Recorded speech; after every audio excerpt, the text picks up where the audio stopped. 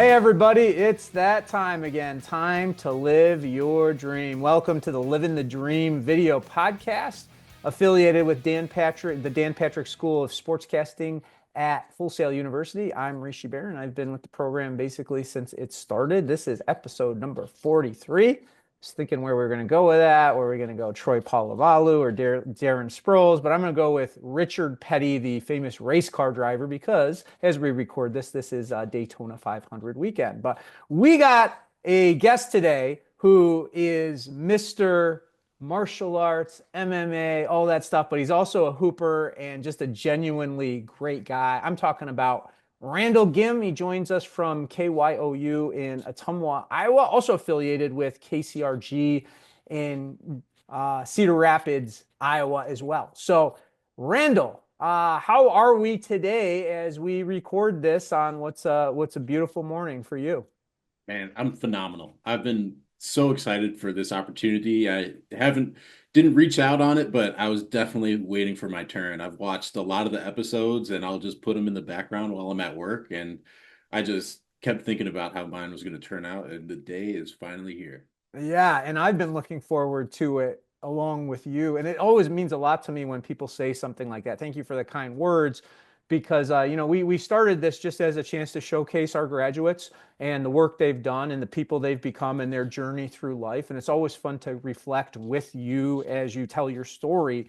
But I have gotten that from some of the people who've been on when I reached out, and it'd be like, man, I've been waiting for this. I couldn't wait to do it. So we're almost to 50 episodes now, and I don't even know if I thought that's what it was going to be when we started. But it's the students, the graduates, everybody love it, and we love talking to you. So we'll go through a lot, and there's a lot to cover in the next hour or so. But where did your dream of being involved in sports and sports broadcasting all start for you? Man, I've always been involved with sports. I got my first love is skateboarding. Got my first board when I was 3, and me and my little neighborhood crew of hood rats would terrorize neighborhoods and the skate parks. And uh, I just had a bug to get better than all of them, and they were all really good. And it got to a point where those guys were much older than me, so they started falling off, and eventually I just became the last one that was still skateboarding from the block. And man, that was my thing. Like I genuinely thought that I could take that all the way, and uh, I was getting really good, thinking that I could get sponsored and do contests. And then I saw kids half my age at the contest doing the same tricks that I was doing, and I was like, maybe I should reconsider. And then I started working at the YMCA, rekindled my love for basketball. I played as a kid, but never was too consistent, changing schools and things like that. And then I started coaching and loved doing that. And then I got promoted to the point where I was a sports director for the YMCA.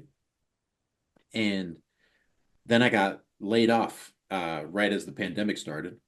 And, I had to reconsider my options. And I always knew that I loved telling stories. I loved entertaining. I loved doing play-by-play at basketball games. I loved, announcing. And I started doing some research, and through the gift of targeted ads on Facebook, the Dan Patrick School of Sportscasting popped up, and went to an orientation. The production value was insane. And I was like, okay, this is, school from a bias for us kind of school. And, it was that, what's the word? Affordable. And I was all in. Well, we're glad you decided to come to us. It's been a great journey for us to spend time with you and see your growth and your continued success as you live the dream these days. I'm really curious about the skateboarding. I know it requires a lot of discipline and it requires a lot of creativity to be very good. What kind of stuff were you doing as you progressed to the point where you thought you might even be able to do that professionally?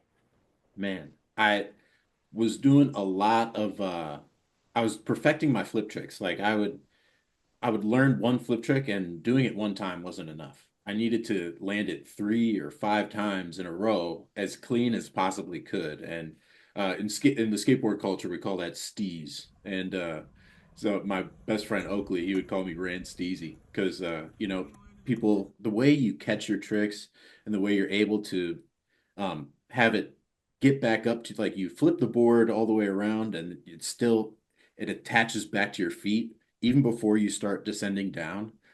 That's like the catch and the land and the just the pureness of skateboarding that really makes it your own, and how you do that because everybody's different. And so I would work on that a lot. And then I started hitting handrails and stuff. And man, that's when it gets scary. I never got too good to where I was doing like crooked grinds or feeble grinds down handrails, but I started doing board slides down like 10 stair handrails, and I was feeling really confident. And that's when I started doing more contests. And yeah, that's when I realized like the kids that are in the indoor parks that are learning from the sponsored skaters that are there, like just the farm system they have there almost is so valuable. And you're just as good as the people around you, or you can get just as good as the people around you. So that's when I realized, I was like, man, yeah, I need to switch it up. One thing I've always wanted to know is that once you get to a certain level with what you're able to do, the tricks and everything else you do gets pretty dangerous, right? So it's almost like at some point you got to try it so you can perfect it. I'm sure you don't land it the first time you try. So how do you find that balance of, all right, I'm learning to do something very difficult, but at the same time, I can't die while I do it, right? Yeah. I learned from my buddy Jack Dawkins. He's a smaller fella, and he would throw himself down huge stair sets and do switch stance tricks down these stair sets. And he told me one day, he's like, as long as you have the speed to clear whatever you're going for, it doesn't matter if you bail. Like if you bail and you're going slow and you land in the middle of the stair set or middle of the gap, you're in trouble. So always have the right amount of speed and always approach it with the same, you know, amount of confidence. And that way, like even if you miss it, your body's gonna keep going over that obstacle, and you'll landing on the ground is better than landing in the middle of the rail or the middle of the stair set. So that was a really big game changer for me. And it gave me a lot more confidence on the board too. Man, it takes a lot of self-confidence to attempt that because if you don't, I don't know, we might not be having this conversation. So I'm glad that you've had as much success with it as you have, and you've come out seemingly unscathed. And I'm sure growing up, you grew up in the Twin Cities, St. Paul, Minnesota. Who were some of your heroes as a kid? Oh man, some of my heroes as a kid, like, I love some of the local legends. This guy, CJ Tambernino, who rode for my favorite skateboard company, Almost.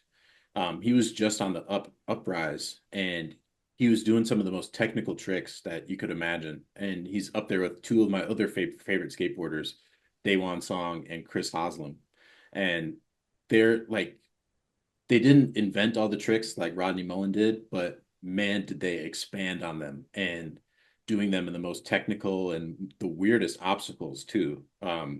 If you want to check them out, you should check out this thing called Two Up. It's a competition where they do the most intricate manual tricks. So it's like where you're doing a wheelie, and they do grinds into wheelies, wheelies into grinds, flip tricks into wheelies into grinds into ramp tricks. Like it's just the most incredible thing ever. Or Cheese and Crackers with Chris Haslam and Day One Song. That's a really good one too.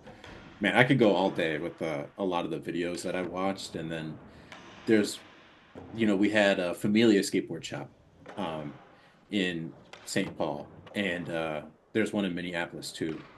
And there's guys like Steve Nesser who started that shop, and then Tabari Cook, who is just like Steve's god. Like he's so good. But even those guys didn't make it big time. Like it's hard to make it big time. And then when it comes to things like the X Games, right? Uh, there's this kid named Alec Majerus, and when I was living down in southern Minnesota, um, I met some skateboarders there immediately, and my friend was like, yeah, oh yeah, I know Alec Majerus. He lives in Rochester, just like an hour away. And I was like, no way.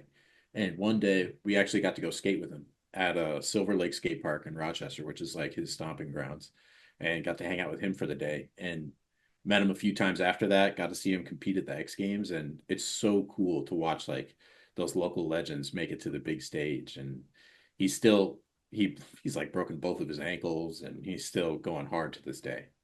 You brought up the X Games. That was a thing that wasn't a thing a while ago. Like when I was growing up, it was still building, and then now you've got people competing in the Olympics and all that. Much like that with skateboarding, you've seen a lot of growth with combat sports and mixed martial arts and all that during your lifetime. What got you into that side of things? That's a really good question. I don't know what kind of language we're refraining from here, but there's a very infamous interview with Derek Lewis, who was a heavyweight in the UFC. He was kind of fizzled out since, but he had a really infamous interview where he knocked out this Russian guy, and he's like in the post fight interview with Joe Rogan. It's just hilarity in throughout the entire thing. And that just it made me laugh. He's a funny storyteller, and I was so excited to watch more. And me and my buddies would always link up for every card, and that just really propelled it forward. And when I had a favorite fighter, man, I was hooked. We'll get into your own background in martial arts later in this conversation, but there's just something about one versus one in the octagon or wherever you are, and seeing that kind of performance. It's really kind of personal, right? When it's that, your health is on the line, your pride, your I don't know. There's just so many things that you've got to deal with. What drew you to the thought of, wow, this is a sport that I'm going to go all in on potentially later in my career? Man, to bring it back to like regular sports, I was always fond of defense in basketball. And because you got to be able to stop somebody before you can do all the scoring things, it's just learning those fundamentals, right? And when it comes to fighting, you have to prolong your career. You got to learn how to defend yourself. You got to learn how to move. You got to learn how to get your head off the line. You can't just walk in a straight line towards somebody. You got to use your angles and cut them off the cage and or cut them off in the ring or whatever. And to watch people that are really good at that, like I grew a more larger appreciation for Floyd Mayweather, like to learn how he's using this Philly shell to just let these punches go off of his shoulder and then using his footwork. And people would say he's running away, but man, you still can't hit him. And he's hitting you. So he's going to win those points. And, he wasn't a great knockout artist. I mean, he did have a lot of knockouts, but it's, you just grow a larger appreciation for that. And so when it comes to actual fighting, like, um, I remember, the people everywhere probably have a story like this where two kids fought in their school and then they become friends afterwards. And people are like, what? How does that make any sense? Like when you're willing to, settle your differences, I'm not suggesting this in any way, but when you're willing to settle your differences and, go to bat for yourself and do that with somebody else, it's like you almost grow a larger respect for that person. And, um, sometimes like going out and nightclubs in St. Paul and Minneapolis, it's like you always are kind of on a defense mode. But when you realize that when you're going into martial arts or boxing and there's just always somebody better than you, you never know when somebody's going to be more trained. Like not everybody has cauliflower ear to where you can tell that they're a fighter. So um martial arts has helped me appreciate like, man, fighting is not necessary. It's only when it's needed. And man, it's just made me more calm of a person too.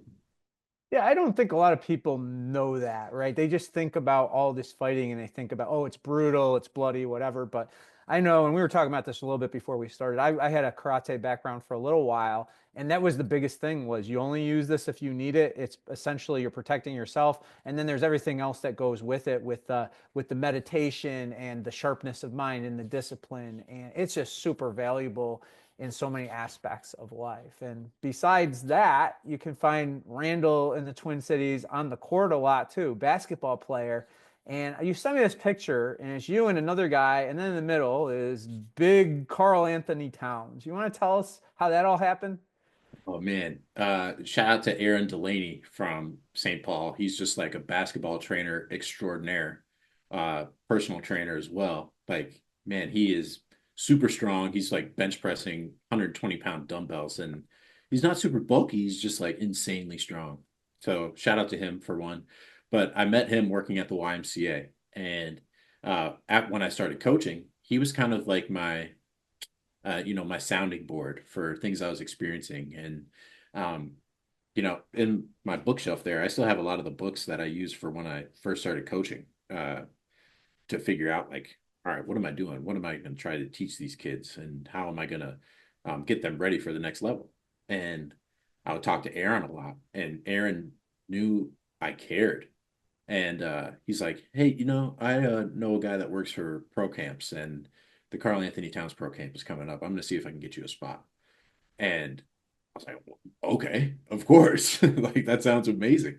And my friend Ben, who was in that photo with us, he's a hooper too. And, he went to Highland Park with me, and he's just like a very uh, sound scorer, very like fundamental guy, great footwork, quick first step. And he and I would have good battles playing one on one. And we're gonna have to run it back someday too, Ben. I'll let you know. But so he and I got the opportunity to go coach, and it's a very easy format. Like, coaching a team is harder than this. Like, you get a group of kids and you focus on one set of drills for a day, and then you get to watch Carl Anthony Towns play one on one with all these kids. And um, that was day one, and then day two comes around, and the camp is done. Like, we had a bunch of fun. We took our photo with Carl Anthony Towns, and we're in um oh my goodness, I can't even remember the name of the school. It's like a prep school. That's Anyway, okay. yeah. So we're in the school, and we're getting ready to walk out, and we're option A is directly towards the car. And something was just telling me, like, hey, let's take a left down this hallway. And we turn the corner, take a left down this hallway, and there's Carl Anthony Towns grabbing extra slices of pizza after all the kids had left. And I'm not a nervous guy. So I'm like, Cat, any pickup basketball right now? And he's like, yeah, I think they're lacing up right now. And I look at my friend Ben, and I was like, are you serious? And he's like, you think I'm bullshitting? Let's go. And I was like, oh, let's go. So I didn't get picked up right away. My friend Ben did. And I'm the video I sent you is of me on the sidelines at first, waiting to get picked up. And not only did Carl Anthony Towns have a team, but there was also another pro camp going on for football with Kyle Rudolph, former tight end for the Vikings. So it was Cat's team versus Kyle's team. Huh. And so a guy got subbed out of Cat's team, and they're like, "You're in." I'm like, "What?" Okay, so I just sub in mid play, and we're on a fast break. So I just start sprinting, and then I don't remember who threw it to me. It might have been Cat. I can't remember, but he threw it up to me, and I hit this acrobatic layup, boom, high off the Wow. glass, and then they're like, "Oh, that's game." Oh, okay. So then we run it back. Now, fully starting with Cat's team, and man, you're playing with a bunch of guys you don't know, and you're playing with one of the best centers in the NBA. Like, you just get out of the way. And he's bringing the ball up the floor, so I like to shoot, so I just run to the corner, and like, we don't know anybody, so everybody's sagging off of me. They're waiting in the paint. Look, everybody's looking at Cat, and he looks far right, and he whips that ball over to me. Boom, catch it. And he whipped it so fast that I've never had a pass thrown that fast to me before. And it almost came out of my hands. And then I reset, boom, corner three. and then go back down. We get the ball back. I run to the opposite corner. Boom, corner three. Now people know that I could shoot, right? And actually, I run to the corner again, and now I got Kyle Rudolph standing on the block away from me. So Cat feeds it to me again. I'm in the right corner this time. I jab left, thinking I'm going back to the middle. Rudolph bites. I go baseline, but obviously top tier athlete. He catches up with me immediately. And I'm just teetering the line of going out of bounds. And I'm looking straight down. Like this is, a coach's worst nightmare, in my opinion, where a kid's looking straight down, doesn't know what he's doing. And I get about to under the basket and I'm about to fall out of bounds. I'm looking down and I just throw the ball blind. Oof. And then once I like collect myself, I look up and Cat jumped up, caught the ball, and boom, alley-oop dunk. Like, and I'm just jogging back on the other end. People are freaking out, and I'm like, that was not the plan. I do not know how that just happened. And it was amazing. Like, I was just every single second, every single frame of that interaction I can remember because of how in the moment I was. And that's another thing with martial arts. Like if you're thinking about something else, you're gonna get wrecked. And if you're on the court thinking about something else, you're not in the moment. And I do my best when I'm in that flow state in the moment, just taking things as they come and surfing the waves. And that was like my favorite thing ever. Oh, that's incredible. And so, look, who needs Anthony Edwards, right? Who Yeah. needs Jalen Brunson now that he's on the Knicks, right? Call me So up, Finchy. I had an experience one time where I got to play with like Javon Curse and Dante Culpepper and No Antonio way. Freeman and stuff. And but I didn't play like you did. So that's amazing that you hit a couple threes and you had the alley-oop set up. That's Mhm. Randall Gimm. He's trades in that he might be able to trade in his suit and tie for that Timberwolves hat he's wearing right there. But he's at KYOU in Ottumwa, Iowa as a news MMJ. Randall, you're also a man of faith, and that's been something that you've carried with you throughout your life. How has that guided your path to where you've gotten now? Man, I grew up in the church. Not like super crazy, but we would go every Sunday, and we had a church right around the corner from our house. And but we wouldn't practice it like we cuss in the household. Like we're um, honestly like family could be kind of judgmental sometimes, and I've had to learn to get away from those kinds of things. Um, and I kind of got away from my faith, and but I always believed in a higher power.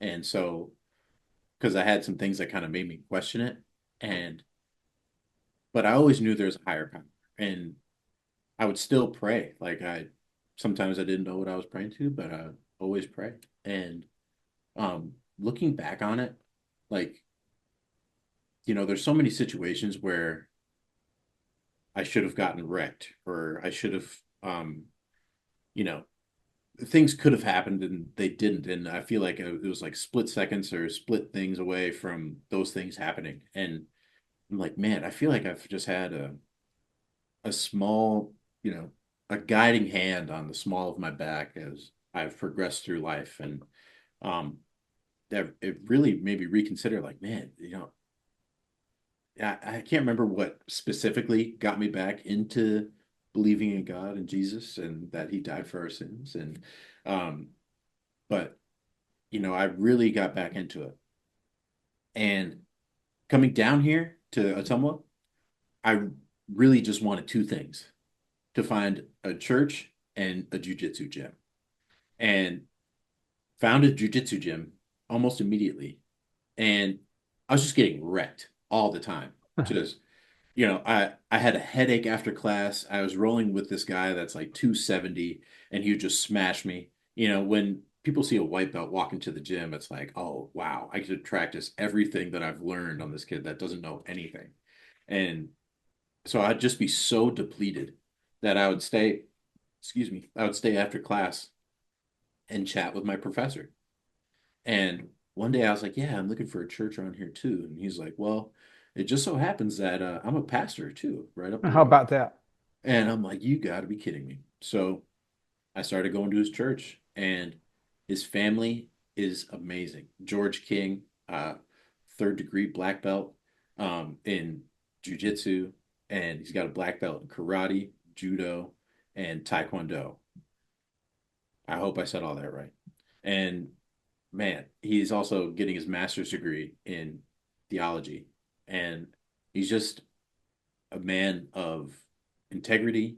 Um, but he's also came from a background similar to mine, to where he kind of had to rise himself above his environment that he was in, and really became a better person through faith. And his family is just, you know, they're phenomenal. And he's really kind of showed me the blueprint of like how um, how to raise your kids, and how to not shelter them away from everything that's bad, but keep them busy enough with the things that are good to where they know that to identify the things that are bad and how to stay away from those things. And it's just a beautiful thing. And I couldn't be, more thankful for him to welcome me in his life and his gym and his church, and to have that leadership while I'm down here. It's really made everything a lot easier. Yeah, that's that feeling of belonging and making a community connection, especially somewhere that you don't know anybody, is critical. And eventually, as you told us, your prayers were answered, that this ad pops up for the Dan Patrick School and you decide to come. What brought you to us other than the ad? Oh man. So Dan Patrick obviously holds a lot of weight, that name.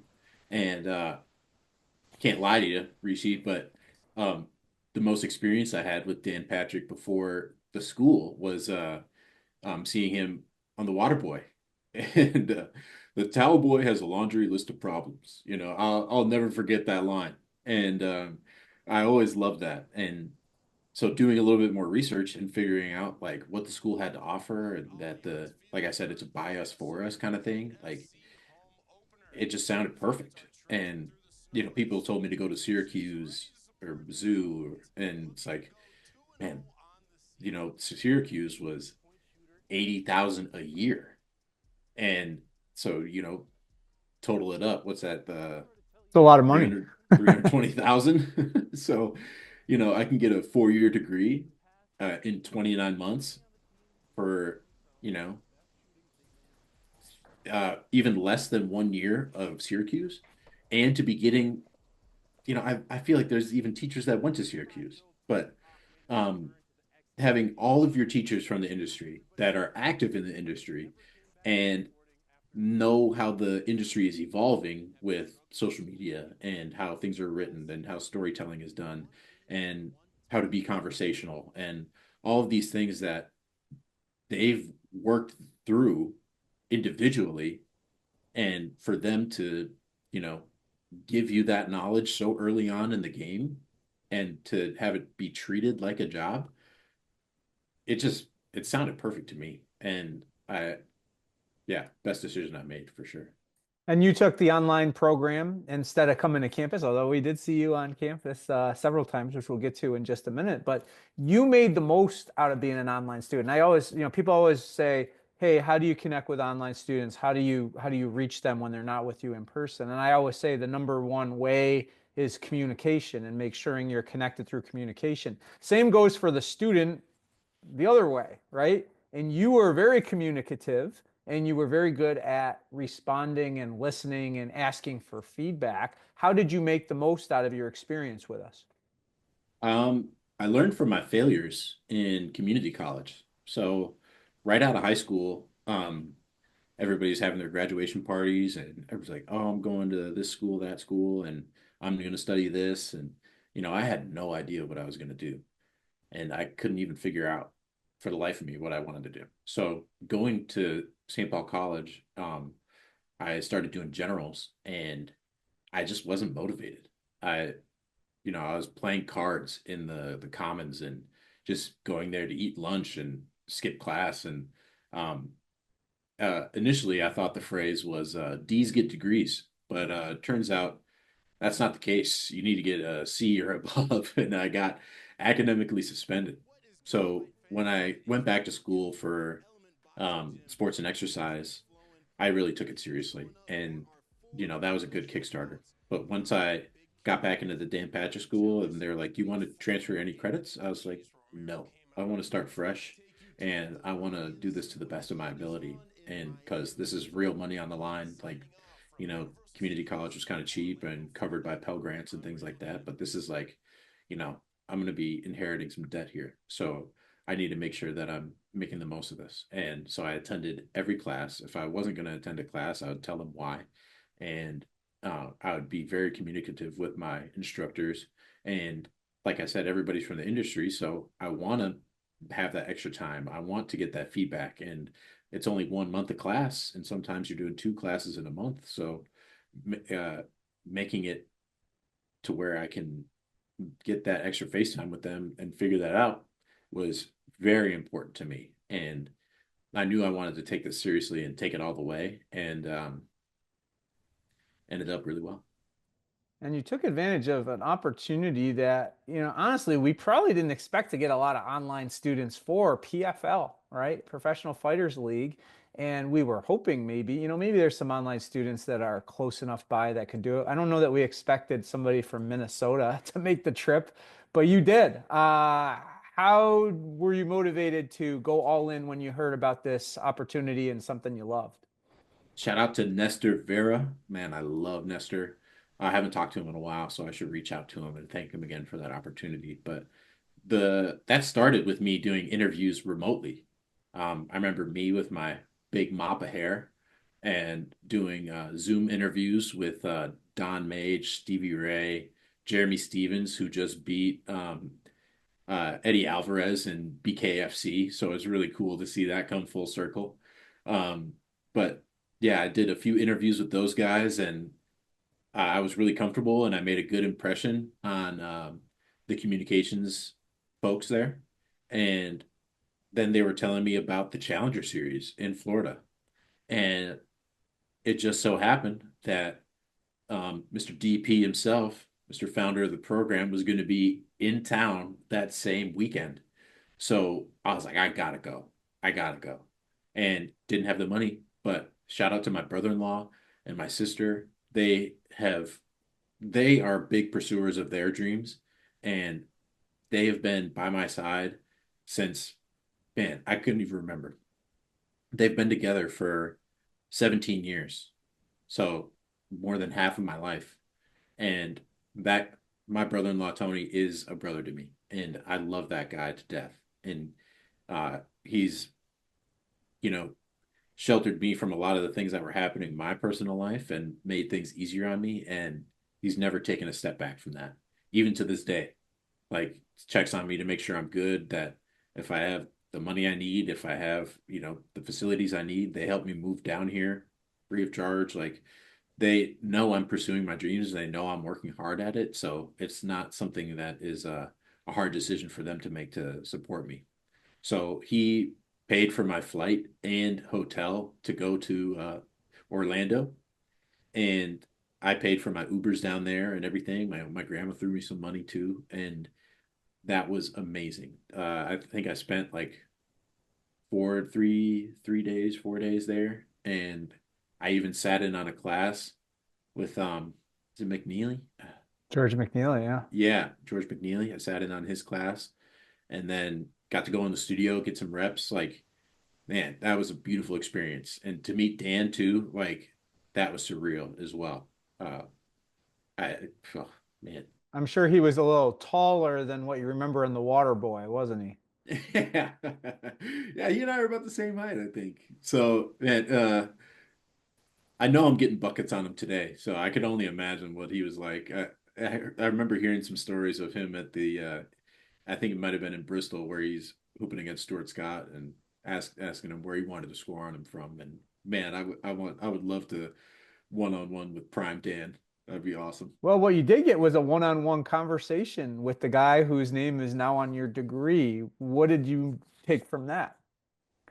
That was really cool. So he was filming the master class in the studio for interviewing, and I got there while they were recording, so I sat in with Jameer Cooper, Janier Cooper, yeah. Janeer. Junior, and then Nico Arsenegas, yeah. Arcenegas, Uh-huh. Arceniegas, I think it is.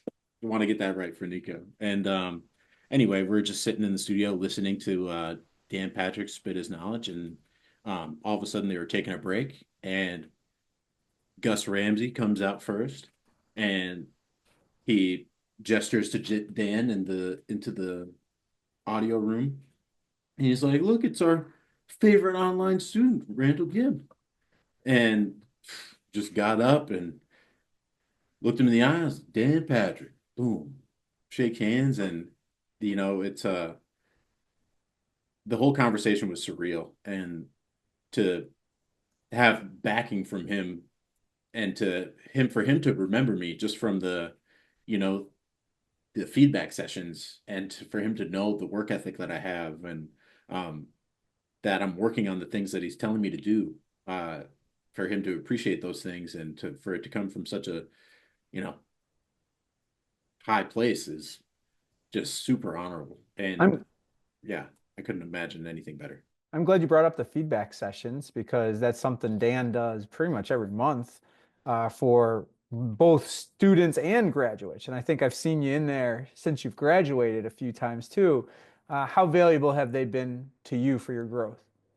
Man, it's like a mini demo reel, You want to get your best stuff together, 2 minutes of it, and get ready to present it. And it's it kind of gives you that same type of deadline feel, but when you're in news, you're doing stuff on a day turn, and everything is not going to be how you want it day in and day out. So to find that stuff, or to find those pockets where you can find your very best project and then get ready to present it to Dan, um, it's awesome. And everybody should be taking advantage of that, because it's open. There's no limit on how many people can be in there. I mean, there's a limit to how many projects get presented, but um, if you can take advantage of that opportunity, it doesn't matter how good or bad your stuff is. Like, get that feedback, because it's coming from a good place. Like, Dan has a good heart, and obviously a very knowledgeable mind, and he's going to tell you what you need to know, and he's going to be honest about it. And not even when you get into the industry, you might not be getting feedback every day.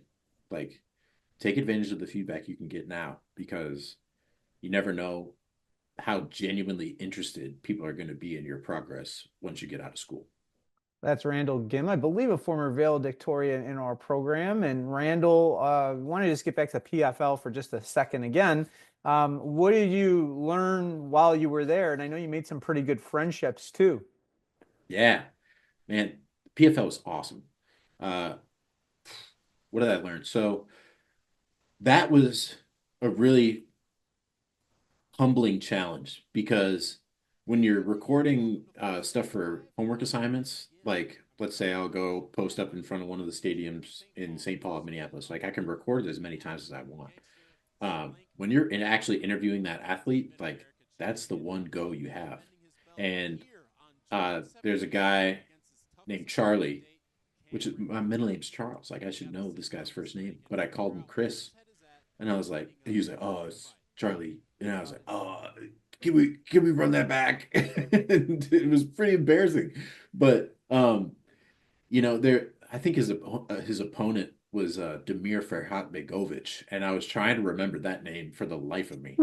And so Chris, Charlie, like, you take that for granted, but it's like, dang, you have to really be dialed in on everybody's name. And I just listened to Dan's interview on um the Rich Eisen show, and talking about the 4 times that he handed out the Super Bowl trophy.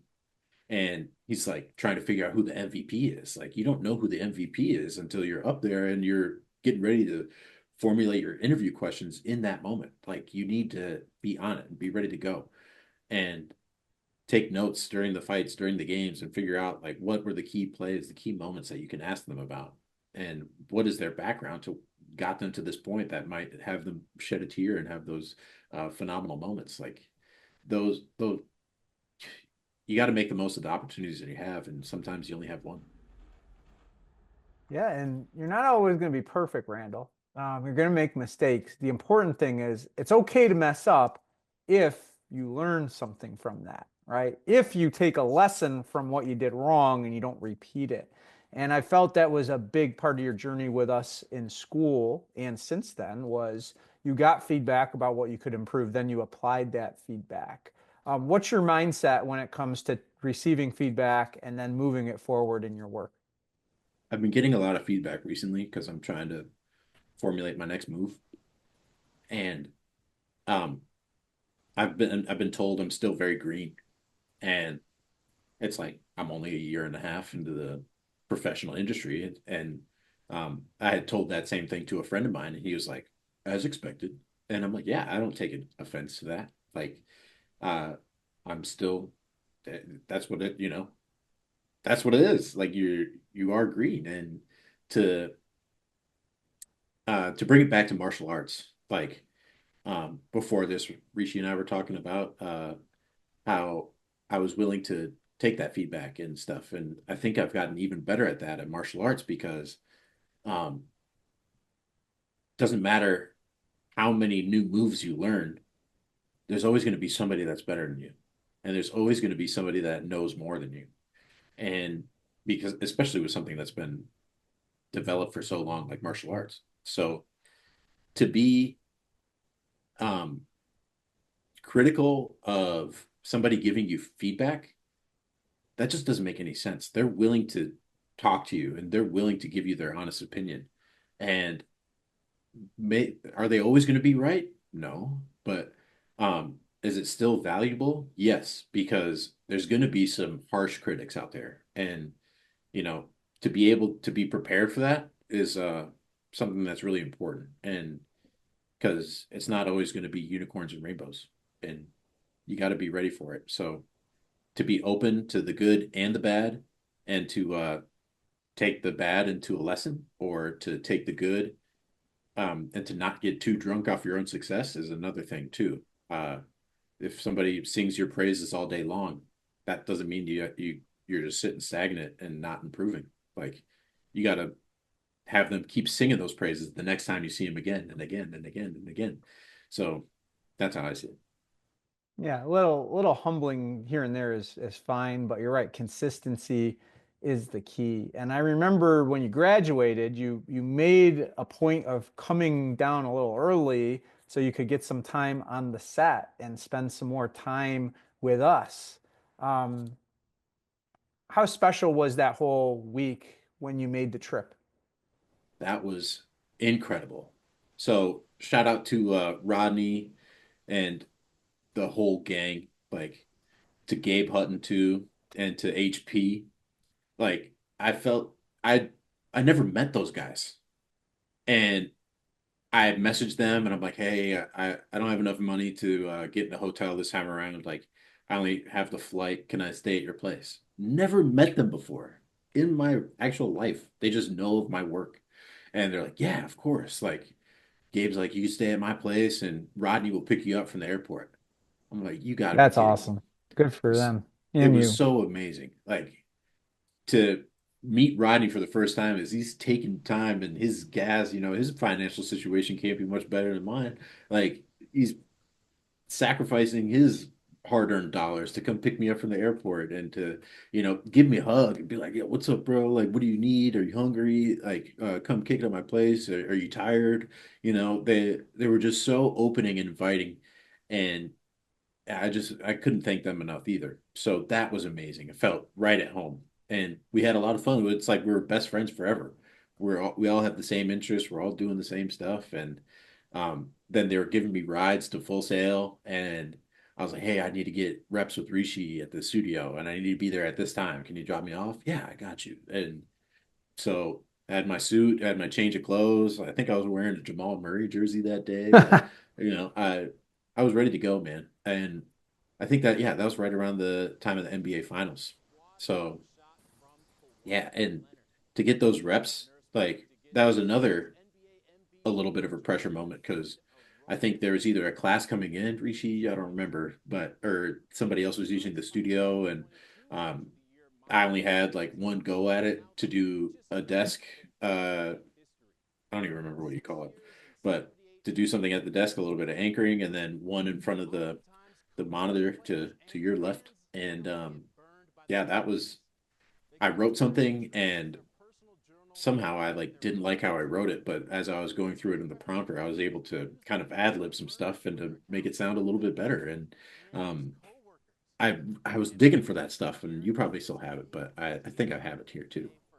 But Yeah, I yeah, think I do. I think I do. If I do, you'll be looking at it over what he was just talking about because it was pretty cool. We haven't had that happen very often, so that was special for me too. And I think those reps paid off because a few months later, you'd landed your first TV job. You were working full time in the industry. What's it like to be living the dream right now? it's awesome. Like to think, I was a little intimidated when my boss was saying, you're going to have to get some boots on the ground to find an apartment down there because not a lot of stuff is online. Like, with all respect to Ottumwa and the Tumwans, like things are, kind of a five years behind on a lot of stuff. Like, not every business is on social media. Not every business has a website. Not every apartment building is listed online. Like, you have to, it's a lot of traditional stuff around here. And to come here and to see what it was like compared to back home, I had a little bit of a culture shock. But I called my sister. I was like, hey, feeling this way. I kind of just talked it out with her and um, kind of talked myself back into it. Like, this is what you asked for. Um, this is what I wanted. And I kind of compared it to Iman Shumpert and J.R. Smith getting traded from the Knicks to the Cavs. And you're going from a place like, big city into this place where all you can focus on is what you're there for. And that's what I took it as. And right out of the gate, uh, Donald Trump did a visit to, or what do you call it? A rally. Campaign rally, yeah. Yeah, he did a rally at our local event center, and I got to film that. Didn't really do any coverage with it, but got to film it. And then um, the Democrats didn't do a caucus, so there's only Republican caucuses, and so we had a lot of Republican candidates coming down. I got to interview Nikki Haley and Vivek Ramaswamy. That was just kind of surreal to see where Vivek is now these days. Like it's just weird. And then we had a Olympic gold medalist 30 minutes out from where I am. Found out that he was here and that he just won gold in Paralympic archery. The armless archer, shout out to Matt Stutzman, a beautiful soul. He welcomed me into his home for 2 hours. Got to do a feature story with him, and then Indian Hills basketball that Rishi is very familiar with. The third best junior college basketball team in the nation. To watch these kids, man, you got kids from Senegal, from Austin, Minnesota, from Texas, from Michigan, Ukraine, Brazil, France. Like, you have kids that are trying to make it, and they're just right here, just 2 minutes down the road from where I am. And they're playing super high level basketball. And to be able to cover that and to be in those types of environments and to be welcomed so willingly, it's like I couldn't have asked for anything better. And you And then go ahead. um, and to cover high school basketball and high school football and um, to be able to interview just like in a small town, you get access to anybody and everybody, like the sheriff, the mayor, the chief of police, the fire chief, like everybody, you know, is willing to talk to me and to get those stories out. And it's just a perfect situation to really just throw yourself out there and to get real live reps, but in a lower pressure situation than bigger markets. Yeah, and you referred to it. I started my career there as well, my first on-air trip, and I know what it's like to go somewhere like that and kind of get that culture shock. We can talk more about that off the air if you want to. But as you mentioned, politically, one of the cornerstones any election cycle because it's where the primaries start, right? So you have basically the whole world of Washington convening in these small towns in Iowa, and you were in the middle of all that. But still, it's hard, right? How have you been able to ingratiate yourself into the community and build the relationships? And just for the record, I am the least political dude that you could imagine. And I told my boss that very openly. He's like, well, you're gonna have to learn. and do your research. And so when it comes to like listing off athletes and stats and, you know, previous games and those things, like it those just stick in my head. But when it comes to somebody's political views and something that they said last week is conflicting with what they said this week, and just like all the drama that kind of goes along with it, and people, kind of just like those people in the comment section just like arguing over it, it's just not a good feeling for me. But anyway, um, integrating myself and integrating myself into the community. In my bio on the website, on KYOU-TV.com, says I'm a community guy and I love telling the community stories, something along those lines. And I wanted to integrate myself into the community for one, jujitsu, church, um, participating in community events. I'm on the committee for bringing a new skate park into town. Um, like I didn't want to just like find a local bar and just like, sit on my butt watching sports there. I wanted to be, out being active and meeting new people and putting myself into situations that I know I wanted to be in and be involved in my community. So, excuse me, that's one thing. And then doing all of those things helps me find news stories. The sheriff's department wanted to get better in their hand-to-hand combat and their ground game. So they did a seminar at our jujitsu gym. Did a news story on that recently.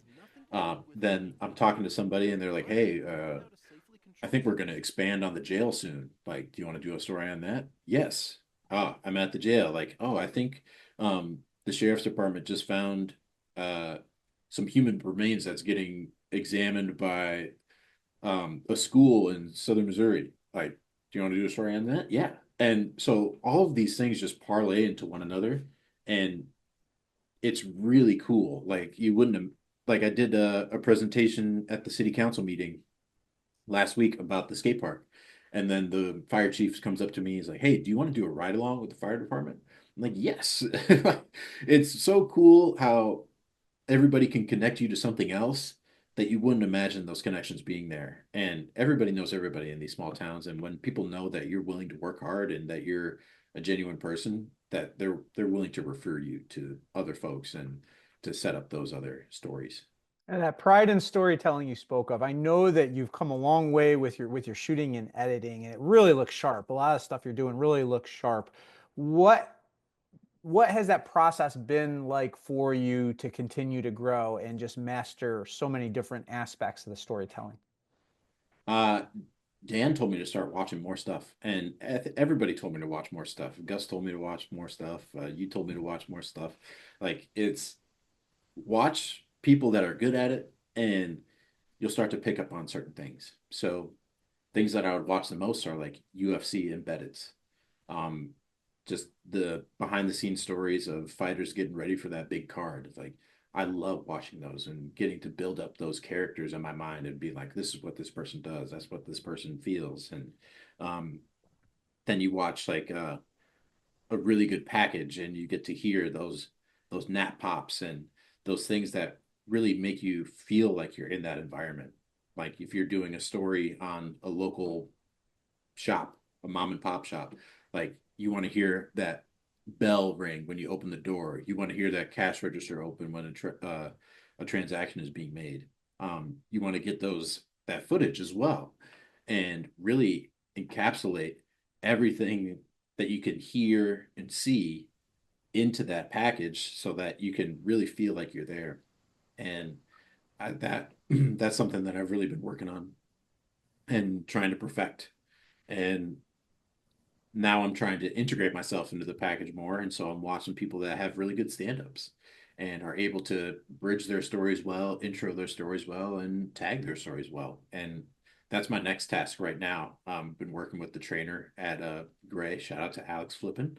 And he challenged me to integrate myself into these stories more and to really use myself as a selling point because people are like, "Oh, that's Randall on the screen. Like, I like his stories. I want to watch his stuff." And so, um, yeah, integrating yourself and trying to build up these characters and build up the environments is really important for a good story. You're a news reporter, but your heart lies in sports. And I know you've pushed hard to get more chances to do Indian Hills and martial arts stuff and everything that you've done. How did you build that opportunity to get more of that stuff? Yeah. So first off, my boss knew that I wanted to be a sports guy from the beginning. So uh, he says, you're going to have to find sports stories with news angles. I'm like, well, what the heck does that mean? So, um, like, we had a girl at the local high school here. She went back to back state champion as a wrestler. And I'm like, that's awesome. She went back to back in state. Like, who else has done that? And he's like, well, what's going to make Mary and Joseph, or well, I don't know, I forgot what Gus said, but the the old couple at home care about this girl wrestling, and you got to find those angles to appeal to everybody, not just sports fans. And so I was trying to find those things, and there'd be stories where I thought I had them, and they're like, not quite. So I just kept trying, and would fail a lot and would get turned down a lot. But I just continued trying and they knew I cared and I kept asking for more sports opportunities and they're like, hey, we can high school football is a big deal down there. Let's do one football game a week. Call it the KYOU game of the week. And I'm like, yes, let's do it. And so picked a local team. Which team? So either Ottumwa High School or some of the surrounding communities. We have Fairfield, Kyoto, Sigourney. Um, Pekin's still big? oh, yeah, Pekin's really good. Yeah. Pekin's tough at football. Um, yeah, man. We had this kid at Ottumwa Caminari. The first game I covered, he had 5 touchdowns in a game, and I think he was going to break the rushing record for the school, and then somebody else did it that year. So that was really cool to see too. And then, um, yeah, so just being persistent, not necessarily annoying, but being persistent to where I keep asking for those opportunities and keep trying to find those news angles and stories, like the armless archer story. Uh, yeah, that's the way you can really not only become a better news guy, but when you're doing those feature stories for sports, like the think ESPN 30 for 30s and those deep dives into the athletes and some of the scandals or the challenges that these people have overcome, like those are the cool stories, and those are the ones that are going to stick with you and stick with your viewers. So finding those angles are the best. Well, we teased this earlier, so I got to let our audience in on this story. But you loved mixed martial arts, MMA, all that kind of stuff growing up, but wasn't until recently that you actually started jujitsu. Why did you do it, and what have you gotten out of it? Man, I've always wanted to do it. I've always, loved roughing my friends up and stuff. And I didn't like getting hit in the face at boxing. And my best friend Patrick, he says, you got to learn one way or another to get out of the way. You either get hit or get out of the way. And I'm like, well, it's the money maker here. I can't have missing teeth on camera or a black eye or something, right? So, uh, I've always wanted to do jujitsu, and I just didn't have a consistent income while I was in school to be able to afford a gym membership to a jiu-jitsu gym. And so, like I said, I found one down here. And another beautiful thing about George is that he only pays or only charges what it costs to keep the lights on. And he's not looking to make a big profit off of this. And he just wants people to learn. He wants people in a good, positive environment. And so, you know, I'm only paying like a fraction of the cost at other jujitsu gyms, and it's amazing. So, um, what got me into it was just, I want to learn how to armbar somebody. I want to learn how to rear naked choke somebody. But then once you actually start doing it, um, you realize like the appreciation for how much of a chess match it actually is, and especially in the gi. So with the pajamas, with the karate uniform. Um, and to be able to use somebody's lapels against them and in judo, like to be able to throw somebody over your hip and to not only like to use somebody's momentum against them. Like, it doesn't matter how big or how small you are. Like, my professor is half my size and he's doing whatever he wants to me. Like, it is just incredible to see, like, the amount of technique you learn can supersede your height, strength, speed, endurance. The list goes on of physical attributes. Like, your technique can overcome that. And it's just so cool. And to see the respect that everybody has for each other on the mats, and um, no matter what happened during that day at work, at home, whatever, you check your problems at the door, you check your ego at the door, and you come in to either smash or get smashed. And you're going to leave with a smile and you're going to say, see you tomorrow and see you next week. And another thing I learned from Patrick is it's a really, as much as it is an individual sport, um, martial arts and any type of combat sport is a team sport. Because so one day I was hanging out with Patrick and he's like, oh man, I gotta go to boxing.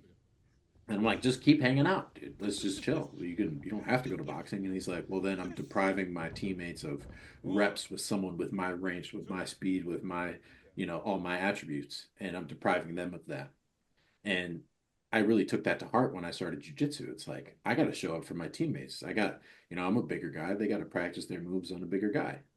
Or I want to practice my moves on somebody their size. And then I could work my way up to the guys that are my size. And it's a beautiful experience. And for have something so individual to be so team based and so community based it's truly a blessing. Watch out, live shot hecklers. Randall is not going to put up with that, okay? So be good to him. Final big question. What are your future dreams within this business? I want to be a sideline reporter. I really do enjoy filming and editing. Um, I just don't think that's my end all be all calling. Um, I I do love being able to recreate the things that I watch. Like, I made a video from my friend that just had a mixed martial arts fight in LFA, and um, his short sponsor said he felt like he was watching a UFC embedded, and that just sent me over the moon, man. I was like, yes, that's exactly what I'm going for, to portray the emotion and to the hard work that's being put in. That was really cool. So, but I really want to, I just know that I can handle the pressure of being live and being the one asking the questions to the athletes, or the one finding those niche stories that on the sidelines that I can report live to the broadcasters. And um, I really can picture myself being on the sidelines with that microphone, interviewing those athletes and enhancing the experience for everyone. Like, I know in 2K, everybody would skip the part where David Aldridge would start talking before the 2K ball gets tipped, but I want everybody to be like, "Oh, there's Randall. He's got something cool to say. He's got something that I wouldn't have known um, before I tuned into this broadcast." And I want to keep people entertained beyond the sport that they're watching. Poor David Aldridge. I don't think he wants to hear about that, right? But I know you did do like, like stuff with ring announcing, that kind of stuff, working with Big Q Promotions. You also did some work with Team NBS Media. So you've got so many different things. We didn't even touch on that during our chat here, but just amazing what you've been able to accomplish once you went all in on this. We always like to end with something we call the dream sequence, kind of three quick hitting questions about things that are related to you. Quick answers from you. You ready for it? I got it. Okay. And this can be either a past fight, or it can be guys currently, or just something that kind of a dream matchup, whatever dream fight that you would be the ring announcer for. I'm gonna have to go. mm, Charles Oliveira and Khabib Nurmagomedov. Oh, that's a good one. Yeah, Okay. both prime. In their prime. Hmm. All right. Dream. So you've played basketball with Carl Anthony Towns and also Kyle Rudolph. But if you were going to have a 2-on-2 basketball partner, somebody currently a professional athlete, who would be your go-to 2-on-2 basketball partner? Jaden McDaniels, for sure. Dude is rangy. Like, I mean, he's lengthy. He could defend anybody in the NBA. And he's now starting to open up his offensive game too. He's hitting turnaround jumpers, corner threes. Like every time the Timberwolves get a 3-and-D guy like Robert Covington, Malik Beasley, I have both their jerseys in my closet right now. And I've just been waiting for that 3-and-D guy. And Jaden McDaniels is that guy. Love him. Favorite Wolves player. I could see that as a big benefit for 2-on-2, having that combination 3-and-D. Good stuff. Finally, we're going to bring it down to one now. 1-on-1, you're going to have a jiu-jitsu matchup. You can pick any celebrity to go up against in jiu-jitsu. Who do you got? I'm gonna get wrecked, but Joe Rogan for sure. Let's see how good he is. I know he's a freak and he's really strong. He's a dense primate of a man. But I would love to be able to see that and to feel what it's like and see how skilled he is. He's come a long way from his days acting in news radio with Phil Hartman. Come a long way. Finally, what advice do you have for anyone else who wants to follow in your footsteps, be part of this business? Dive in. Dive in. If you're not fully committed, you really have to consider if you are or not, because taking the sacrifice to move away from your family, 5 hours away or even further, and to go into these smaller markets and to take the time to build yourself up, it's a big sacrifice. And I'm not rolling in the money down here, so it's a struggle too, and it's hard. Like, you're gonna need to have faith. You're gonna need to rely on your perseverance, your ability to be independent.